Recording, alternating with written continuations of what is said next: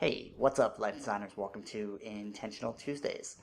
Last week, we talked about the idea of negative emotions and how we could all benefit from getting more skillful at working with uncomfortable feelings and uncomfortable emotions.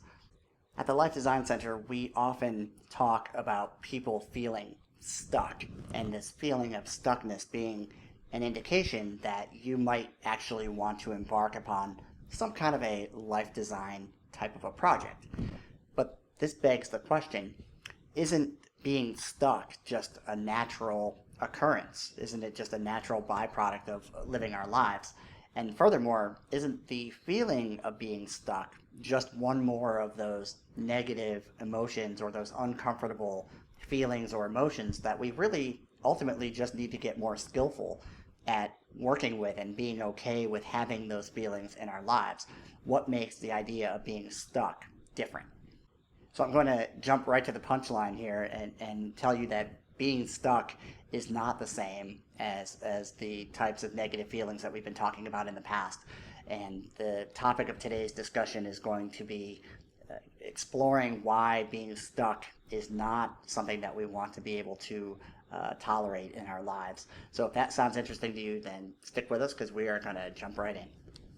The feeling of being stuck, is that inherently bad? To me, the answer is no. Feelings in and of themselves are neither good nor bad. Feelings are really just an indicator that something is happening within your environment. In that way, feelings are really non-judgmental. Feelings, on some level, this is going to sound terrible, but on some level, feelings are really, they're just data. No different than your sight or the sounds that you hear. Your feelings are just one more, essentially a sensory byproduct of what's happening in your environment. So the answer is no, being stuck is not inherently bad. In fact, the feeling of being stuck is really just an indicator that there's something in your life that isn't quite right. It's an indicator that there's something in your life that you probably, at least on some level, that you want to change. Now, I'd like to say that there's no judgment here, but it just wouldn't be completely accurate. I want to be clear. I'm not judging the feeling of being stuck. The feeling of being stuck just is. It's the natural reaction to whatever's happening in your life. The feeling of being stuck is perfectly fine. It's the actual being stuck that I tend to judge.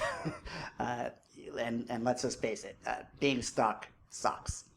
Now here's where it gets really interesting, because if you are living a full and rich life, if you are putting yourself out there on a regular basis, if you are challenging yourself to be your very best self, to constantly grow and constantly be developing into a more complete human, you will inevitably hit some roadblocks. You will inevitably stumble. You will inevitably struggle.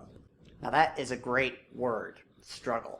Whenever we do something new, whenever we take on a new piece of learning, something that's complex, something that's a big deal, whenever we take on something like that, we inevitably struggle.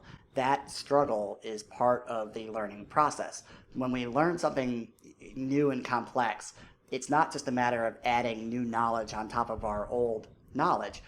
Usually, almost always, we have to go back a little bit.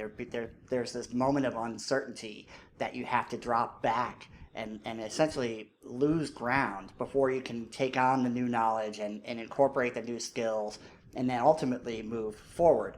But there's a period of time in any critical learning situation where you actually go backwards.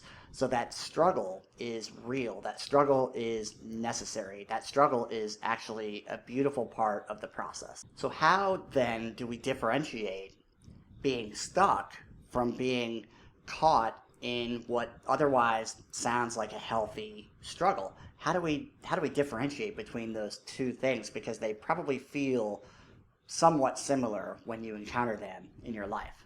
I think to some extent this is a personal decision, and I don't mean to be flippant about that, but to some extent only you will be able to tell the difference between being stuck and being engaged in a healthy struggle, which is basically a healthy learning process. You are the only one who can ultimately make that differentiation. But I'd like to offer one little bit of advice on how you might go about that analysis. The interesting thing to notice is that struggle is a verb, and a verb implies motion. A verb implies action. Now, you may not be making forward progress or visible progress towards an end goal, but when you're struggling, you are engaged. You are actively doing something.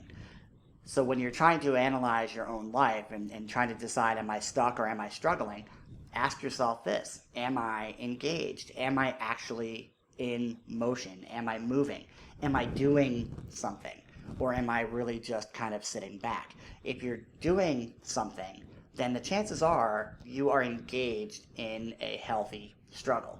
And that is something to be desired. That's where you want to be.